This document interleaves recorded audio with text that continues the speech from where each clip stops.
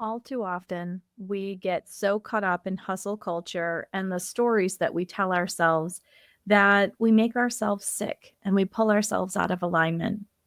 Join me this week as I sit down with the beautiful Carissa Karban and we talk about giving ourselves grace, how important that is to live an aligned and heart centered life, and how you can begin to do that one step at a time.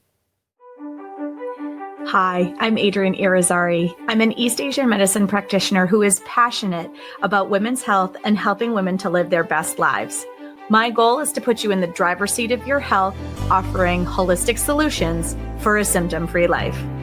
Statements made in this program are for educational purposes only and not intended as a substitution for medical consultation or advice. We do not claim to diagnose, treat, or cure any diseases. This podcast is inclusive and welcomes all gender identities. The focus of the program is on biological function, and we will use the term women throughout, but it is referencing physiological and social challenges for biology, not identity. Come as you are, I am happy you're here and welcome all performances of identity. I hope you find something helpful in this show.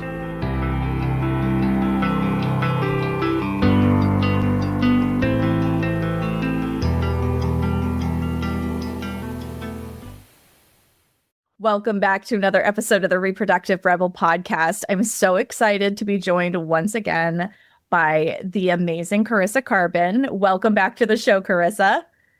Adrienne, I'm so excited to be back on. Thanks for having me. So Carissa and I have totally hit it off, and we feel like we could do episode after episode. So stay tuned, folks, because we may have way more of these, because I feel like we have a lot of really juicy conversations. So if you have missed our previous conversation, make sure to go back and check out episode 31, which aired in August. And we talked about how Carissa came to the work that she's doing, this beautiful work that she's doing with the Heal Collective, how to get a hold of the Heal Collective. So wicked awesome episode. Please go check it out, everybody. And one of the things that came out of one of our awesome conversations ahead of this recording was this concept of giving ourselves grace. And I feel like it really dovetails beautifully and is a beautiful continuation to the conversation that we had in our last episode. So I wanted to have Carissa back and take a little deeper dive into the steps that she's taken to get to where she is now. She talked about being in her rewilding era. So I would love for you to share with everybody what that all means. So juicy. Thanks, Adrienne. Starting off with rewilding, I think it's a term that I'm really grateful to see popping up in different spaces. I think rewilding the feminine, going from, let's say, the very demure, very mindful version of the feminine, right? Where we're meant to be these nurturers, but kind of behind the scenes nurturers. For me, rewilding is this idea of becoming feral, if you will. It's letting our hair down. It's reconnecting with nature, reconnecting with our cycle, with the phases of the moon, and really tapping into the raw, authentic power of the divine, wild feminine. And so for me, that has been really liberating in terms of honestly bringing parts of myself out of the shadow that I either have hidden for a long time or some who have never even seen the light of day, whether it's like a sexual revolution, whether it's just confidence in myself, owning every single part of myself and really integrating every part of me that I shunned into the shadow and the unconscious at some point. Oh, I love that. Parts of me that maybe haven't even seen the sun yet.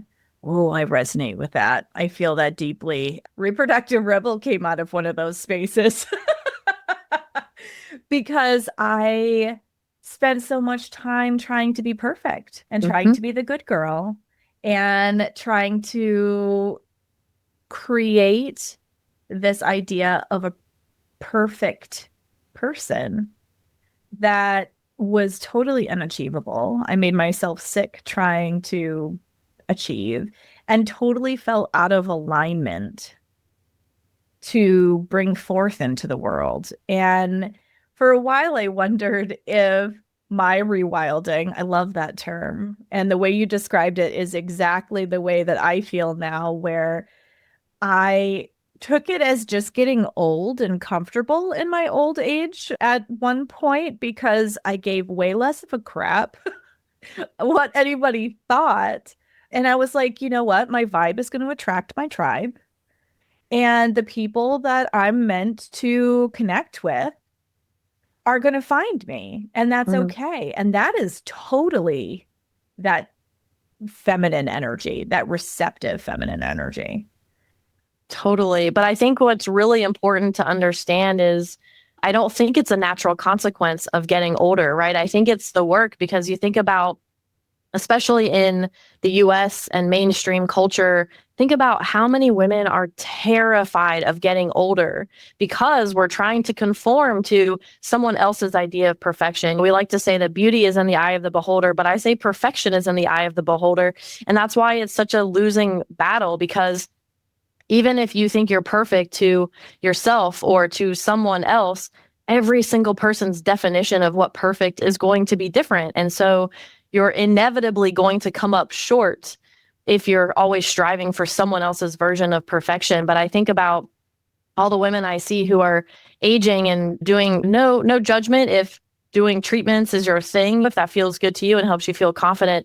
But I see so many women who use like Botox, lip injections, like all of these things to try to mask their beautiful aging beauty, dyeing hair, all of these things. And again, if you feel more natural as, let's say, a blonde versus a brunette, like you do you, girlfriend. But I think there's so much of it that is really rooted in I need to hide, I need to strive to be something else or be someone else. And so I think the rewilding is like, yeah, let that natural hair down and just allow yourself to see how incredibly beautiful you are just as you are.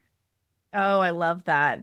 And you're starting to see it more in mainstream culture. Now, it's Yes. fledgling, but you are starting to see it more in mainstream culture. I feel like Jamie Lee Curtis is like, I've always thought she's beautiful, but like, I think she just keeps getting better as she gets older.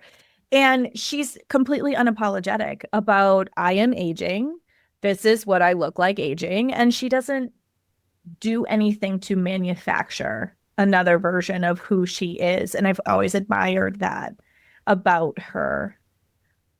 And how powerful and how sexy is that, where it's like, oh, it actually doesn't matter how many wrinkles you have on your face. What matters is the light, the energy that you're exuding, the confidence that's coming from behind your skin. And you say, that's magnetic. I want to get closer to that. Tell me how you do that. Yeah, absolutely. Well, and you had talked a little bit about like the way that culture creates this beauty and The eye of the beholder. Yes. thank you, beauty being in the eye of the beholder. And it's like this proof of self-worth, right? I have to prove that I'm worthy of your love. I have to prove that I'm worthy of this job. I have to prove that right? And whether it's the way that we look on the outside or the way that our light shines from the inside, when you're rewilding, it's coming from that vulnerable authenticity deep down inside of you, that light that you came Mm, into this world with, that you're just going to shine for others to see.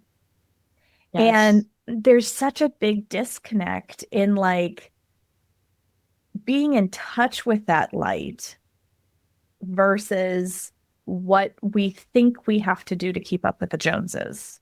Yes. Oh my gosh. When I was really struggling with depression and I was in like very like the depths of my darkness, I remember really feeling and believing that I had to earn my oxygen. That was what it really came down to. It felt like that prove culture, that hustling. It was like, I don't deserve to simply be. I must do, I must have, I must go out and achieve in order to be worthy of just being here and breathing oxygen. And so, yeah, I think the radical acceptance, giving ourselves grace and coming into the recognition, the remembering, not learning for the first time, but truly the remembering that we're here for a reason and we are incredibly whole and beautiful just as we are.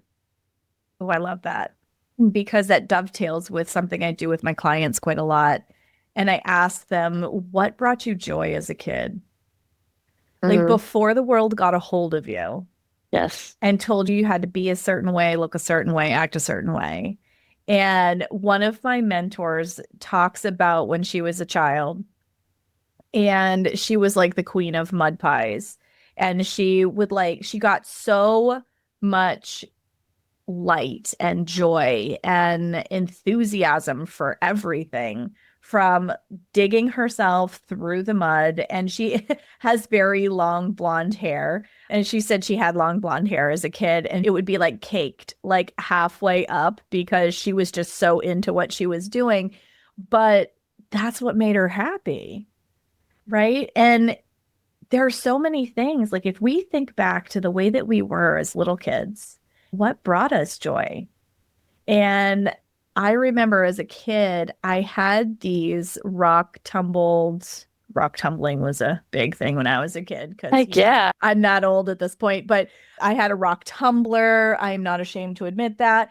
And one of the things that I used to carry around in my pocket is I had rock tumbled amethyst. Little did I know that that was really potent for me energetically. But as a kid, this was literally my prized possession. I would go nowhere without these four little rock tumbled stones in my pocket, in my backpack. It didn't matter. They went with me everywhere. And they just felt aligned to me. They felt good to Mm, me. And I was so proud of them. I'm taking them out on show people. People thought I was nuts, but I didn't care. yeah. Right until the world started to get a hold of me and ooh, this is kind of weird, right? So here I am in college and it's been many moons since my little rock tumble stones came with me anywhere. And one of my girlfriends was like, I want to let you in on a little secret. And I was like, okay. And she's like, I do work with crystals. Is that weird? And I'm like, what do you mean? And I was really curious. And so she explained like how this was energetically part of her life, how a lot of it was used in a very reverent way. And she wanted to share it with me because she felt like I was the one friend that wasn't going to judge her. And Mm, being offbeat like I am, I was like, this is so cool. I'm going to tell you the story of these little stones that used to walk around with me everywhere.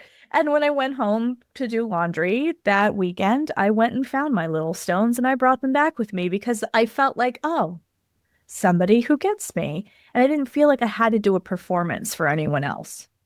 that judgment. Yeah, that judgment, right? And that's where I think for me, that really ties so heavily into giving ourselves grace because for me, giving ourselves grace is not just about embracing the version of you that loved to carry those rocks around. It's also about embracing the version of you that judged that other version of you, right? Yes.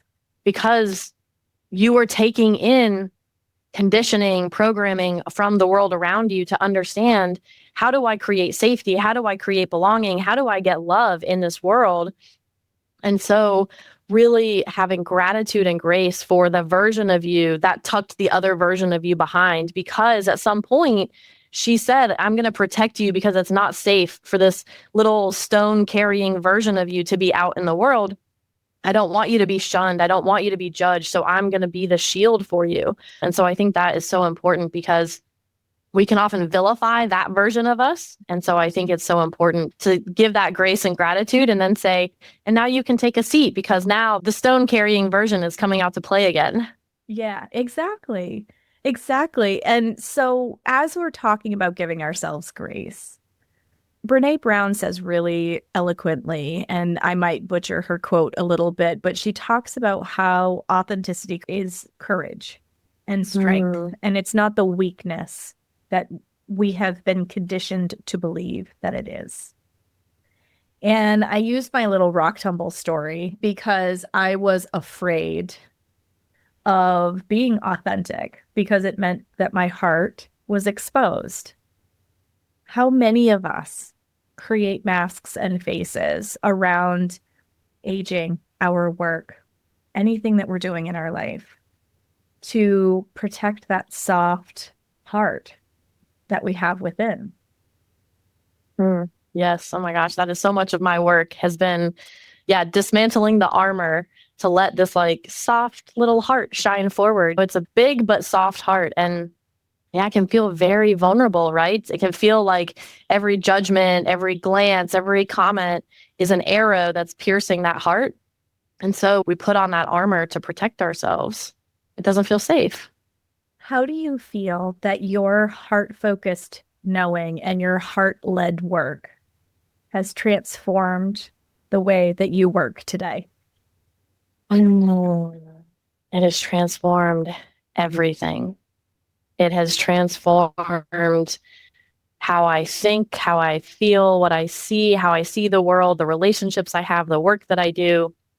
It has been everything because I no longer go out into the world looking for safety, looking for love, looking for validation, because I've learned how to give all of that to myself. And that doesn't mean that I go into every single scenario with my heart equally forward and open, because as I've cultivated the relationship with my body, with my intuition, that's where it's like I'm not all zen and, oh, heart forward all of the time, no matter what happens, because it is soft. My heart is soft, but it's about discernment. It's about being able to energetically read another person and say, ooh, this person is not safe. They do not deserve, they do not get to experience my soft heart, because they're projecting, or they're maybe more toxic, or they're just, for whatever reason, they're not a safe person for me. And so it's really this discernment but I've changed the equation. So instead of saying, I'm going to hold the armor around my heart until you prove to me that you're safe, instead, it's really the flip of, I'm going to be heart forward and heart open until I feel that it's not safe. And then I'm going to close off. And that has made a big difference.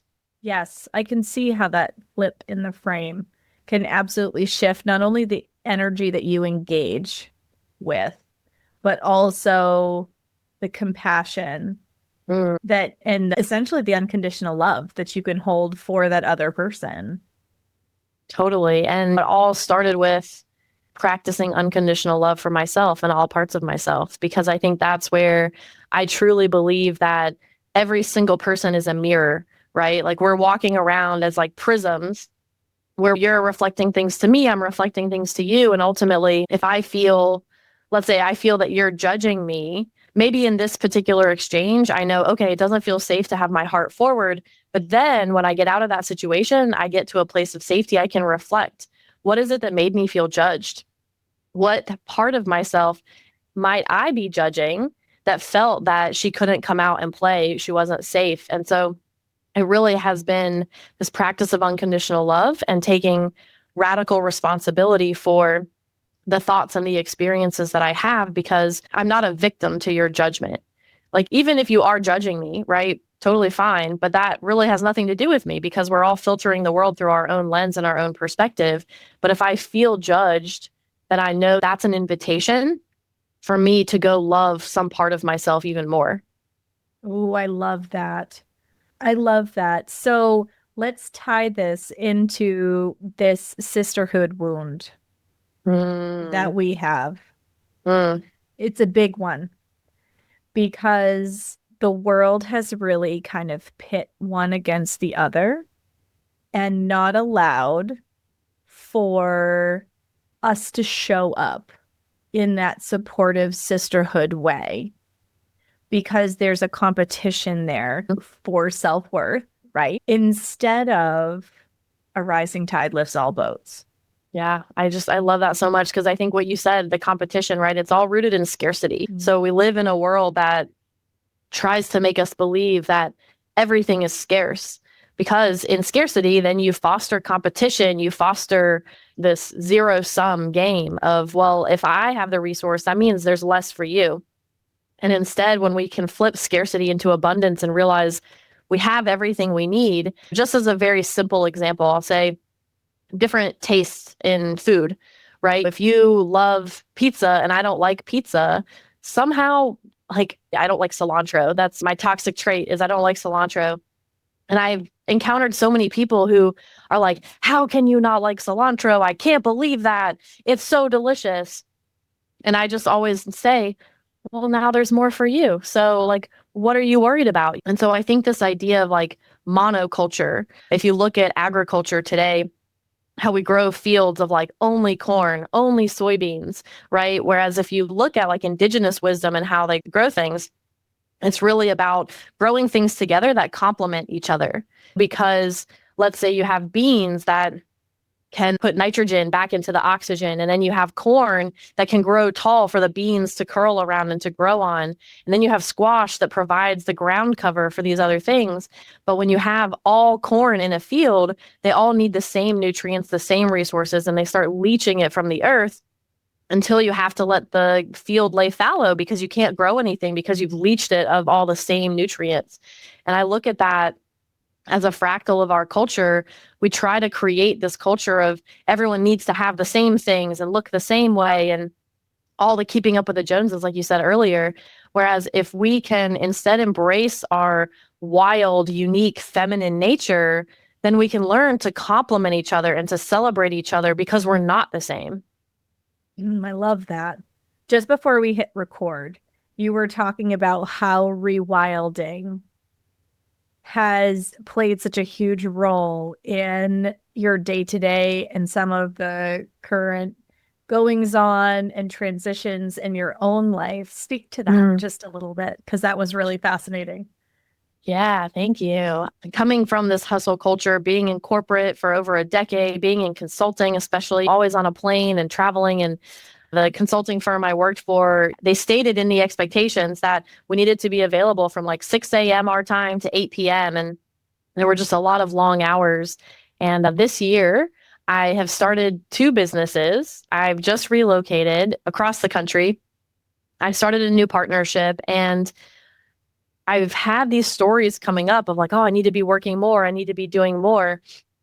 But I, luckily, because I've checked out of that hustle culture, because I know that I'm worthy and I'm amazing just as I am, I can catch those stories before I attach to them, before they influence my behavior. I can say, oh, let's interrupt that. Let's pump the brakes for just a minute and slow down. And then I get curious, right? Where is the story coming from? What's making me believe this?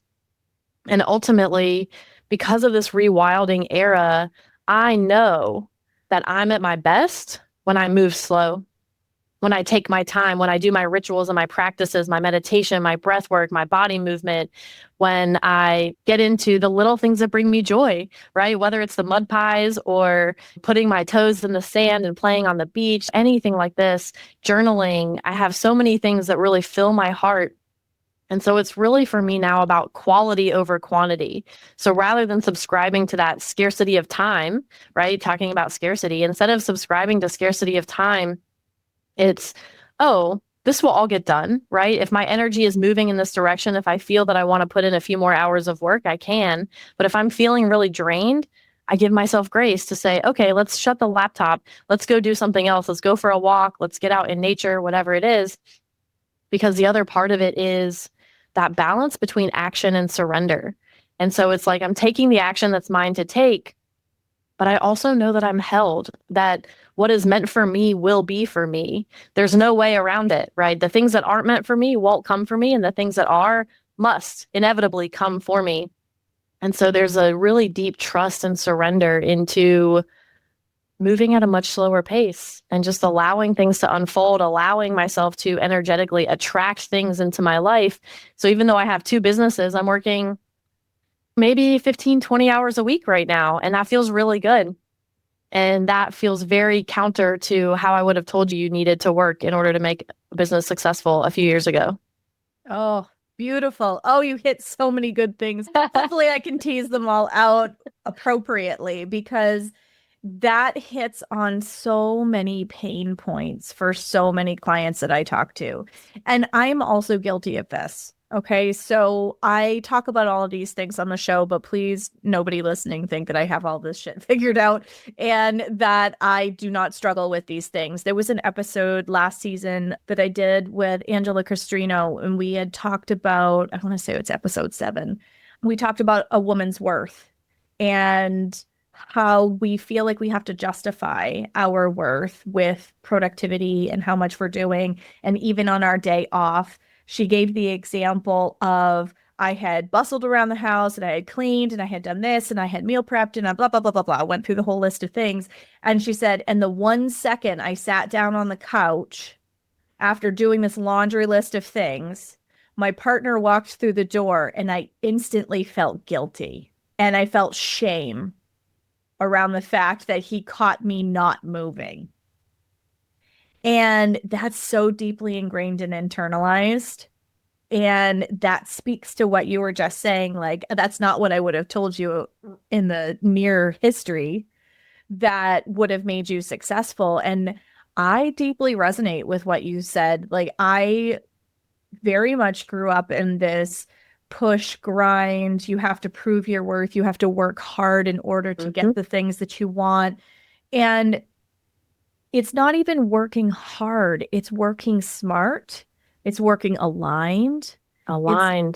Yes, it's not exceeding the energy that you have on board. And when I used to push, I might have been 15 years younger, but I was so much sicker because I was using more than what I had on board for energy. And I wasn't producing my best work because I wasn't giving myself the space to be creative. Like, I had this project that I was working on probably 4 years ago now, and I really wanted to bring it into the world. It felt like that on the tip of your tongue kind of thing.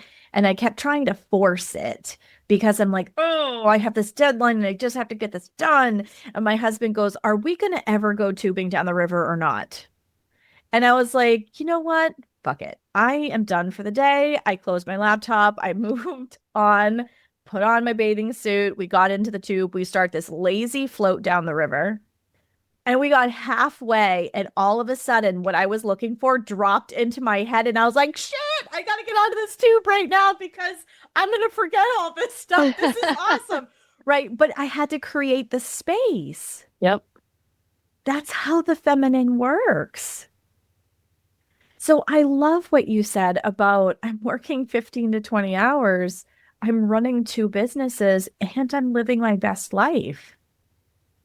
This is possible, folks. This is why I wanted to talk about rewilding as a concept and giving ourselves grace. Because, like I talked about in that episode with Angela, we talked about the shame and guilt that come up when we're not moving, doing, or hustling or grinding enough. And then, like, for anybody who's a mother, let's add motherhood and like the martyrdom that comes along with not doing enough, being enough, having a Pinterest clean house, like all these kinds of things and expectations on top of it. And it pulls us out of center and out of that aligned place where we can do our best mothering. We can go outside and play with our kids. And we can be our best employer or employee or creatrix in whatever way that you're bringing things into the world. When we're allowed to have that space, it's like people who are on their conception journeys, they're all like focused on like data and tests and this and that and the other thing. And 9 times out of 10, they end up going on a vacation, and that's when they get pregnant because they're playing and they have space.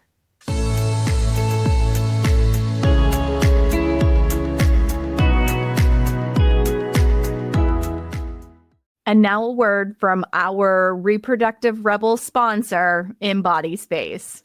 Your cycle holds wisdom, and the Embody Space cycle tracking app helps you unlock it. Track your cycle in the only fully encrypted app designed to protect your most sacred data. Get daily guidance tailored to every phase, from bleeding to blooming, with rituals, herbs, lifestyle tips, dietary support, and more. All tailored for your body's natural rhythms, because your body's story is yours alone. Embody Space, your private portal to cycle wisdom. Download now and reclaim your rhythm. And now, back to the show.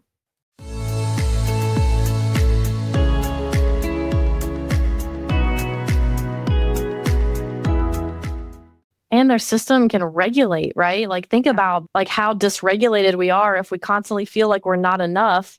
That can feel like the example you used, right? With your partner coming in and you feel guilty for having stopped. To your brain, that feels like a predator coming in, right? To attack your worthiness. And so if we're constantly in this belief, embodying this belief that we're not good enough, we have to constantly be going and moving and doing, our body never feels safe to relax, to get into that parasympathetic state, to rest and digest, to be creative, to conceive a baby. Because if you're running from a tiger, that's not the right time to get pregnant. Yes. And with hustle culture, and it's such a hard place to be because you feel like you have to produce. But like this getting pregnant thing is another element of producing.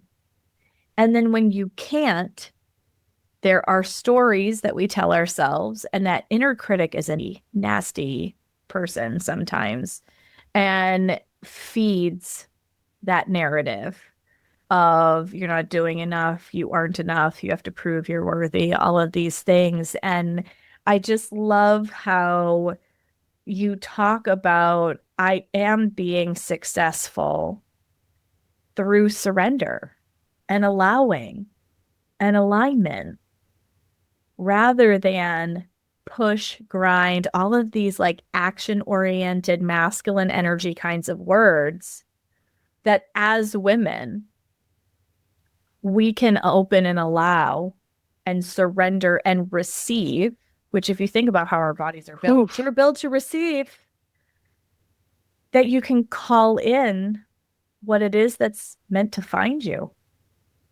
Yes. And I think about too, in that I think there's such a beautiful nugget there of the trade-offs that we make between today and tomorrow, right? A lot of the hustling and a lot of the doing and the producing is like, I'm doing this to get to something. And when I get to the other side of whatever it is, insert whatever thing, then I'll have the time to relax, to feel good. Then I'll feel worthy. And it really comes to flipping that script, because I have an experience of that with my ex where I traded off a lot of present day joy, happiness, fulfillment for the promise of some hypothetical future that ultimately got taken away from me. It was no longer an option on the table. And I thought, how much joy did I trade off today for some hypothetical promise of tomorrow that we're not actually guaranteed?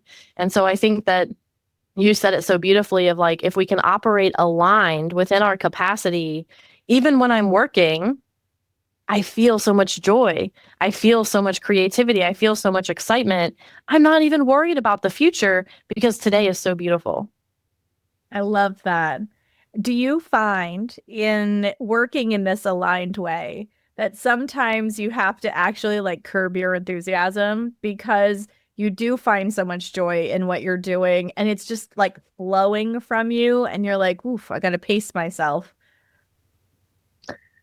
Not really. I think because I've cultivated the capacity for intense enthusiasm and emotions, I think that's a big piece of it. Because I want to caveat that to say, when I first started feeling my emotions in my body about 5, 6 years ago, if you had flipped a switch and that taken me from there to here, I would have been completely overwhelmed. I would have had no idea how to handle what I was feeling, how to channel, how to flow, how to receive, even just hard stop with receiving because I didn't think I deserved to receive, right? Which is a huge thing as well. And so for me, it's about the incremental and sometimes quantum leaps, but really looking at the incremental shifts, the incremental increase in capacity. Instead of someone listening saying, oh, I need to quit my job and go to only working 15 hours a week. That's how I create happiness and fulfillment. No, that's my version of happiness, of joy, of fulfillment. But it also took me years to get here. And so it's really about carving out, I call them the wedges, right? Where we insert the wedge in here of like 5, 10, 15 minutes of giving myself permission to be who I am, to do what I want. And then we slowly start to widen that wedge over time. Because if we just flip a switch and we change everything overnight, that's not sustainable. Our nervous system is going to feel incredibly dysregulated and unsafe in that. So what can we do? So for me, in going back to that comment of giving myself grace, loving myself, accepting myself, I have nurtured my way into this capacity. I love that. I love that. And I think that's really important too, because what makes somebody feel complete and aligned is different for everybody. Thank So, goodness. right? All the colors of the spectrum. So, I don't know how much you know about human design, but I'm a projector. Projector, baby. Yeah. Yes. And so for the longest time, I thought there was something fundamentally flawed with me. And if you don't know what I'm talking about in human design, I did an episode with Joe Visser earlier this season. Please go back and see that amazing episode that aired in April. She explains everything that I'm talking about. But as a projector, I always felt like I couldn't keep up with everybody. And I would burn out so easy. And so, like, Yep. everything just felt like this huge uphill slog. And one of the gifts of being a projector, which for the longest time I thought was something quote unquote wrong with me, because I would work for manifestors, manifesting generators, like they were like Energizer bunnies and they would just go all the time. And I would get so tired, like physically tired, emotionally tired. And as a projector and learning this about myself, I was like, oh, I need space to do my best work. I need rest to do my best work. I can do more in a 4 hour period of time than most people can do in eight, but you also have to let me have a slower start to my day. Preach. Oh my gosh. I am a fellow projector. Everything you said resonates so, so, so deeply. And that's exactly it. And I think the other part too is as I've done the work to accept that and celebrate that in myself, what's really beautiful is now calling in collaborators and business partners who understand that. My co-founder in the AI video game that I'm working on right now, he calls me the frequency holder. So while he's hustling and putting in a lot of hours, doing a lot of back-end development, I had a conversation with him because I was feeling some of those stories come up where I was like, am I in the right role? Am I really supporting you? Am I showing up in the ways that you want?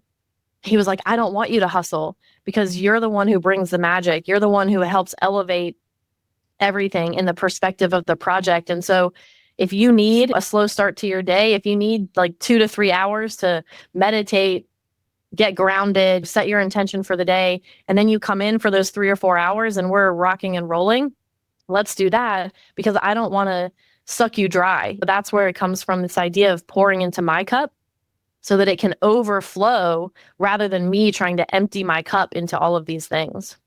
Oh, I love that. And that's how it feels. That's totally how it feels. I love that you're a fellow projector. I knew I loved you, but that's what it is. Like, I feel so creative and so full of like joy and enthusiasm, and like the sky is the limit of the things that I can contribute and the frequency that I can share with others when I take that time in the morning. And it really is the morning. Like before my son came into the picture, I had this whole meditation journaling. I did some movement. I'd get outside on my porch, like all that kind of stuff, because I just needed those things. Not because I wasn't awake and clear-headed either. It wasn't like a groggy start. It was an intention setting start for the day. And then the world would slowly start to creep in. And now that my son is here and he is 6 months old and he is amazing and he's magic in and of himself, my slows start with him and Mm. talking with him, and he coos and interacts with me and does the things, right? And I love and I savor those mornings with him because it's my time to have that really intimate connection with him. And there's play and it's still creative, and it's a form of meditative being and being embodied. And it's as rich for him as it is for me. And it still gives me the juice that I need, right? That filling of my cup in order to be able to pour forth. And when I don't get that time, ask my husband, I'm a little cranky because I've realized I need it so much in order to be able to show up in all the best ways in the world. Yeah, the way I think about it is when I start my day practicing loving myself, it's so much easier to love everybody else in the world. If I don't do that because I'm buying into some story or I'm hustling or I feel unworthy of taking that time and giving myself permission to do that, then that's how, for me, the judgment, the resentment can creep in of like, wait a second, why do you get my love and I don't get my love? So really like pouring into our own cup and allowing it to like pour over into others also lets me loosen any sort of attachment or expectation on what others are giving to me because I know that I'm giving to myself exactly what I need. I love that. I love that. It's nourishing. It's that put your own oxygen mask on before you do that for others. And so many people struggle with that because they're like, oh, that feels so selfish. If you demonstrate for those around you, whether you have kids or not, but I really think about it a lot because I'm trying to model these behaviors for my kids. And I homeschool. And there was a period of time where I was having them start the day with yoga. Mm. And then we got to more of that teenage stage and they thought mom was lame. But when they were doing it, their grades were better. Their ability to sit and focus was better. They asked more dynamic questions. They were more engaged with what it was that they were doing. Like it just was nourishing to have a movement practice, an intention setting practice for the day, but they see me do these things. I had them do these things. Like I feel like it's modeling the kinds of healthy behaviors that so many of us didn't see. We glorify that empty stomach cup of coffee in the car on the way to doing all the things in the drop off line at school and so on and so forth. And just think about all the TikToks and reels of the harried, frazzled commute into work and all the people that talk about the fact that none of this feels good to them. And I love that you brought that up of like, this feels selfish. And like, think about how you're showing up, not only for yourself, but also for others, right? Let's say you're a leader in let's say a job. If you're showing up in that empty stomach, cup of coffee, frazzled, harried, you're not showing up as the best leader that you can show up as. You're not showing up as the best employee because you're not grounded, you're not regulated, you're not clear headed. And so I view all of these practices. It took me a long time to get here. So I want to use that caveat as well, because I was that person on the black coffee doing all of these things because I thought someone was going to give me the champion gold star of worthiness if I did all of these things. But as I've unlearned that, I see so much more how generous, how patient, how loving I can be with my partner, my friends, colleagues, you name it. So pouring into myself and giving myself permission to love and honor the rituals, the practices, whatever it is that I need and want in a day is the most beautiful act of generosity I can think of. I love that. So, if you were to suggest to our listeners how you would get started in a small but impactful way to get back in touch with themselves, because so many of us get lost in this hustle culture and not being able to give ourselves grace for getting caught up in all of that, right there. I know that there are people listening to this going, oh, that sounds so nice, but I just can't do that. And oh, that feels like so much. And of course, everything, it's just like when you tackle any task when you're tired, it just feels like this big, huge uphill slog. Which we usually are when we don't give ourselves permission to sleep. Exactly, exactly. So I know that there are probably at least a few of you listening, and that there is no shame in that. I'm just None. recognizing and witnessing where you're at. Because I've been there. I've been that version of me, right? And I love that question. And I think what's really interesting is you'll hear a lot of people who will say, like, go meditate, do yoga, do journaling, all of that, get better sleep. And I actually won't recommend that because we know all of these tactics. And if it was that easy, we'd all be doing them. And so, what I would actually recommend is an invitation of curiosity.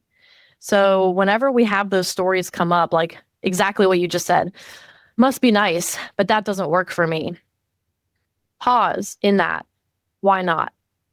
right? What makes me think that won't work for me? Or where did this story come from? Who made me believe that I needed to do XYZ in order to fit in, belong, find love, whatever it is? So there is a necessary slowing down in order to interrupt the pattern.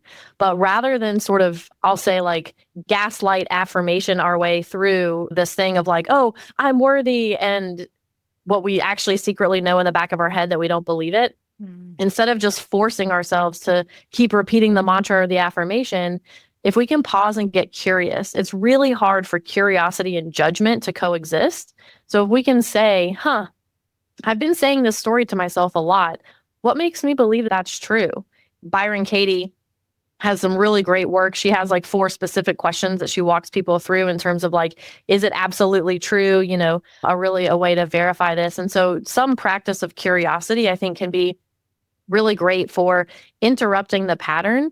And after we get curious about where this pattern came from or where this story or belief came from, then we can now use curiosity to say, what might be different if I tried going out for a walk for 5 minutes in the morning?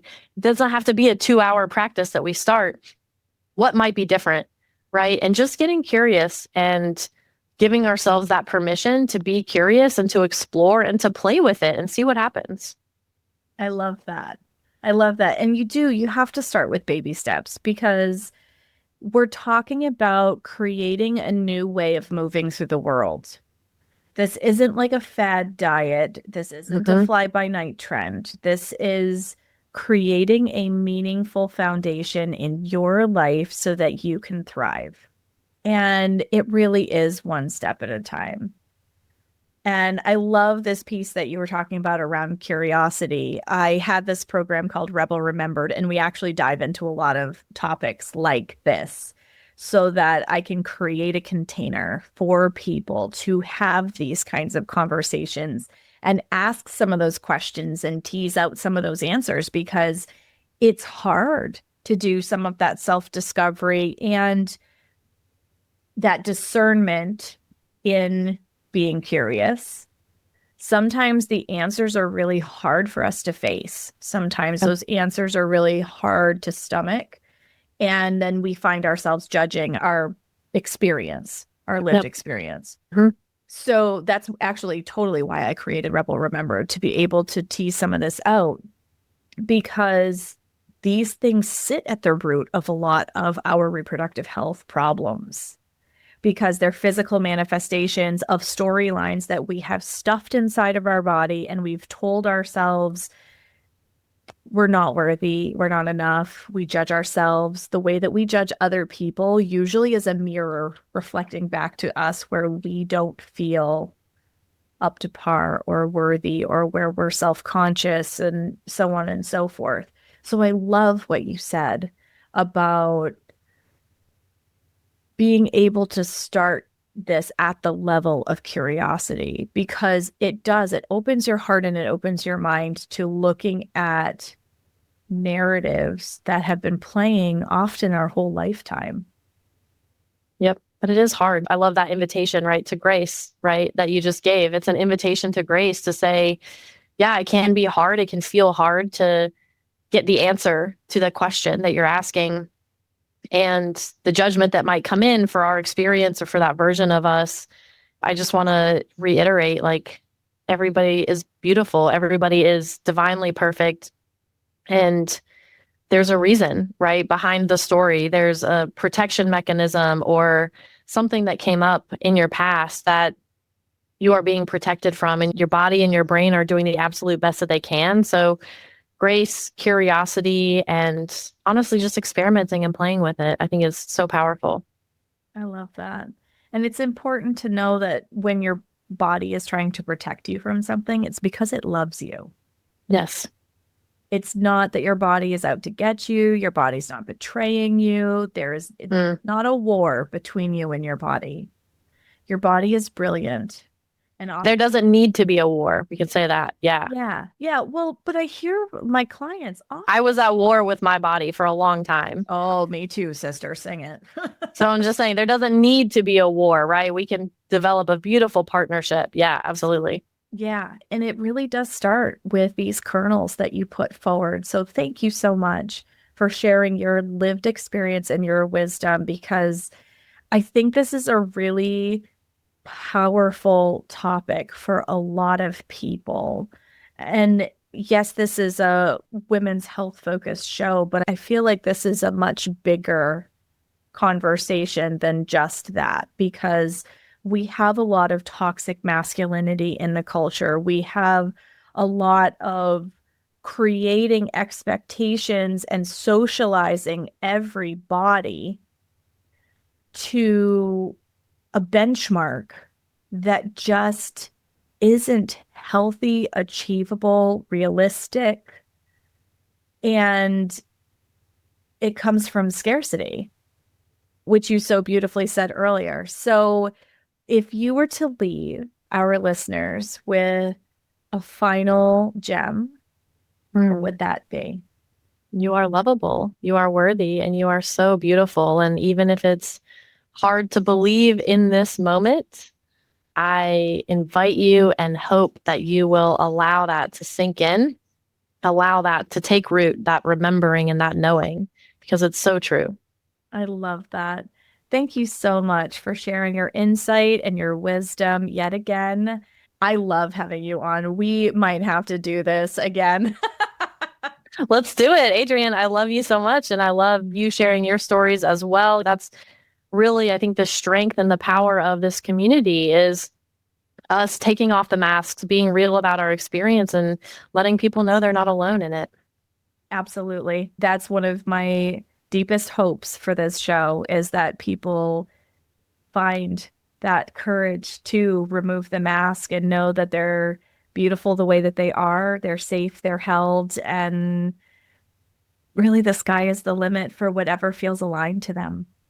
Mm. And you're beautifully role modeling that and embodying it. So thank you. Well, thank you. I appreciate that. Thank you all so much for joining my conversation with Carissa. I will have information to contact her and her beautiful initiatives in the show notes. And until next time. Thank you for joining me for another episode of Reproductive Rebel. Reproductive Rebel is recorded by certified peri-steam hydrotherapist and acutonics practitioner, herbalist, and Chinese nutritional therapist Adrienne Irizarry of Moon Essence LLC. If you are interested in setting up an appointment for one-on-one support, ordering from our store, or checking out our course offerings, visit our website at moonessence.life. Be sure to subscribe to our newsletter and get insider information on upcoming events and offerings. Join the conversation. Like and follow us at Moon Essence Me on Instagram, Facebook, or LinkedIn. Your voices make this program possible. Thank you all for your continued support.